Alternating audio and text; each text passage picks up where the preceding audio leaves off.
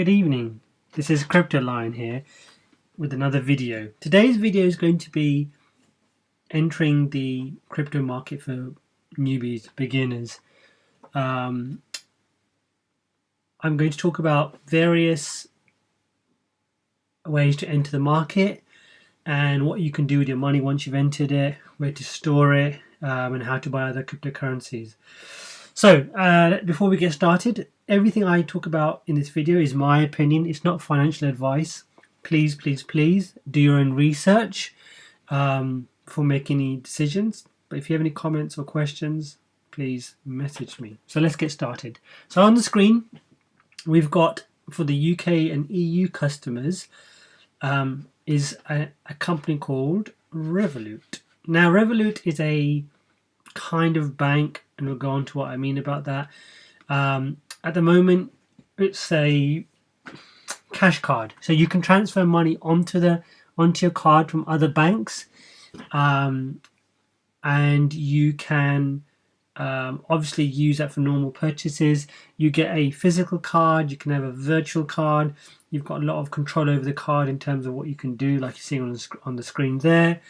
Side note, not being paid by anybody here. This is, again, my opinion. I've used all the companies I'm going to talk about, or all the products I've used personally myself. So why am I talking about Revolut when I'm talking about cryptocurrency? Now, Revolut is an option to go into the crypto market. So you can buy Bitcoin, Ethereum, Bitcoin Cash, Litecoin, and our favorite XRP with fiat currency. So you basically just exchange any currency you have in your wallet, your Revolut wallet, into cryptocurrency, as you can see on the screen. The really cool feature is you can basically have something called a vault. So any sort of transaction you make, it'll round up to the nearest pound or euro, and it will convert that into a cryptocurrency of your choice. For example, I've got it marked up to round up any currency of mine into XRP. So for example, I buy a coffee daily at £1.50, and then 50 pence will be bought into XRP. So that's roughly about 1.5 XRP daily. And then for lunch, my money for lunch goes into that. They've obviously recently just secured a banking license in Europe, so there'll probably be other features coming. So although it mentions here it's a crypto exchange or exchange cryptocurrency, it's not a crypto exchange. Now, what do I mean? You can buy Bitcoin, you can buy Ethereum, Litecoin, and XRP, but you can't then move that into other exchanges. You would have to sell it back into fiat to make use of the money. So, for example, if you bought 10 XRP and then tomorrow the price went up to £3, you could exchange that back into £30. You can't transfer that onto another exchange. So be careful about wanting to convert your Ethereum to a different currency. A different cryptocurrency which is not listed with Revolut. So that's the first one. The second one I'm going to talk about, which is probably the most popular in terms of how to enter the market, is Coinbase. Now, Coinbase has got a great app. It's so easy to use. It's just a case of just going there, purchasing an amount of Bitcoin or Bitcoin Cash, Ethereum, Litecoin, or Ethereum Classic, and then using your debit card to buy the cryptocurrency. Very simple. It is an exchange, although it has such limited coins. You can simply buy and transfer onto another exchange or hold it there. Just like with anything, please be mindful of how custody works. And what do I mean by custody?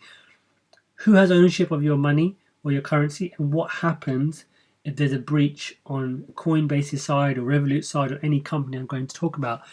Is your money secure? Now, I know that Coinbase offers custody solutions in the US, but you would need to check for your jurisdiction. So am I covered if I was to store $10,000 or pounds worth of Bitcoin on Coinbase and Coinbase was going to be hacked? How much would I get back, or would I get anything back at all? So Coinbase is very, very simple UI. They have limited coins. They've got coins coming. They're very slow on the market in terms of bringing new coins to fruition. They have other services which are probably for more pro users who've got a larger investment. They offer a Coinbase Pro. I think you need to have an investment of £250,000 or dollars to look into that. Certainly not for me at the moment. So Coinbase is a good way. Plus, once you've bought your Bitcoin or Ethereum or one of the other currencies, you can then be a bit more adventurous with where you invest. So what Bitcoin does is, what Coinbase does is allow you to transfer onto other exchanges, and the pairings are usually just Bitcoin and Ethereum.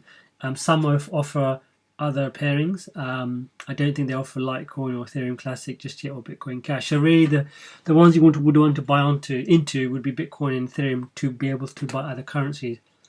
And that takes me on to one point to make. So when you're signing up to Coinbase, you need to do KYC, just like you would in Revolut. KYC is know your customer.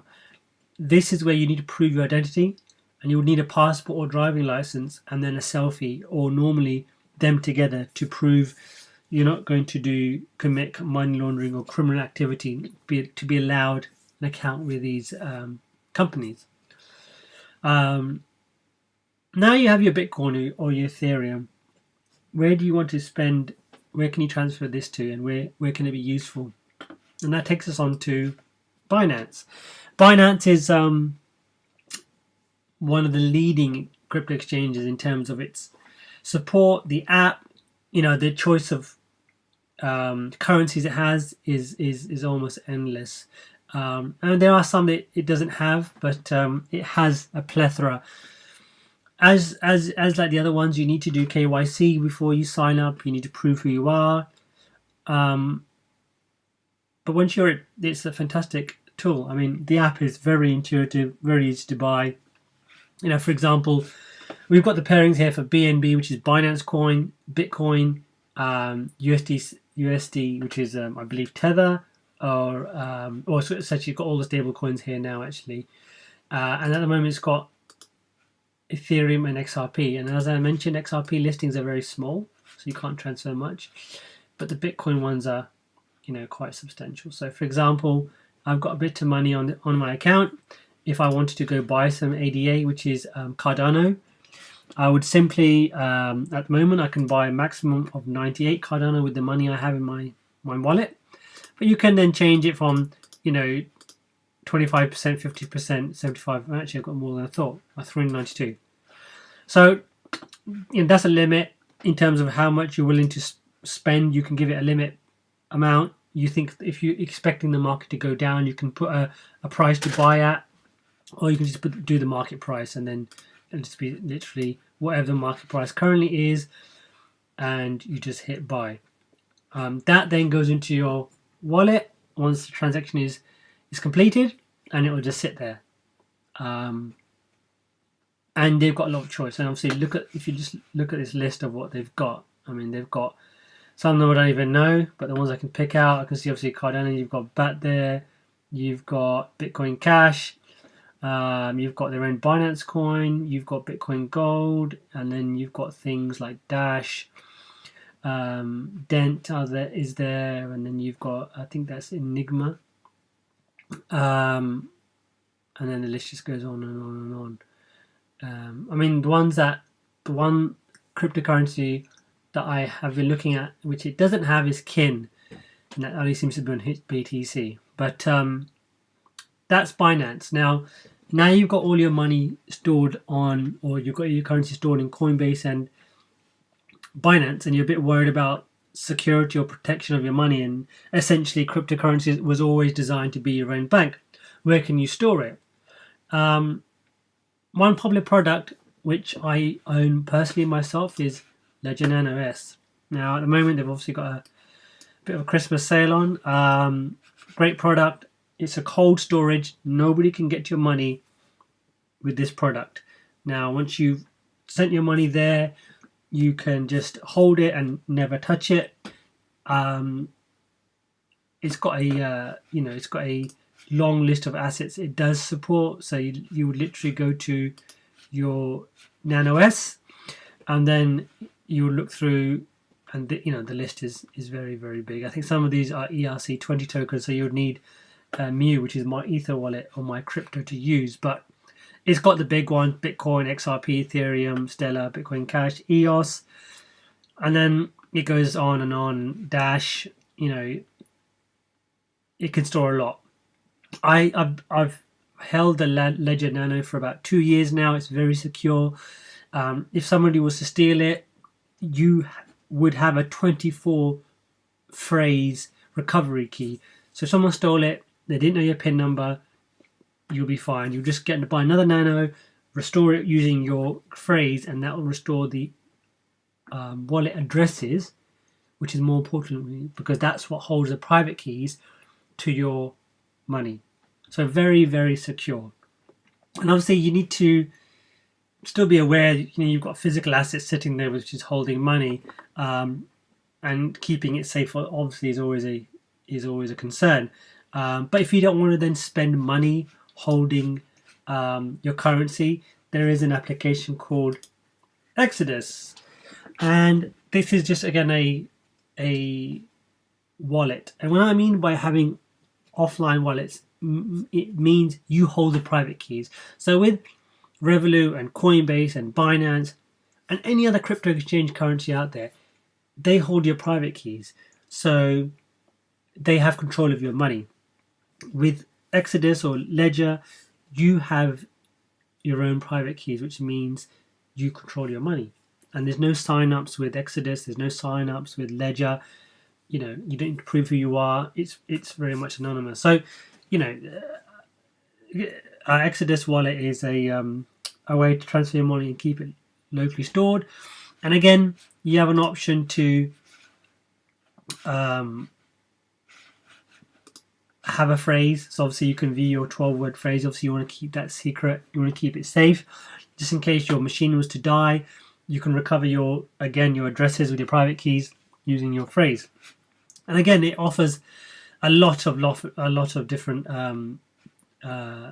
currencies out there. I mean, it's got all the main ones, and then it's got things like Kin, like I mentioned earlier, and Neo, OMG, and even things like Polymath, which is an ERC20 token.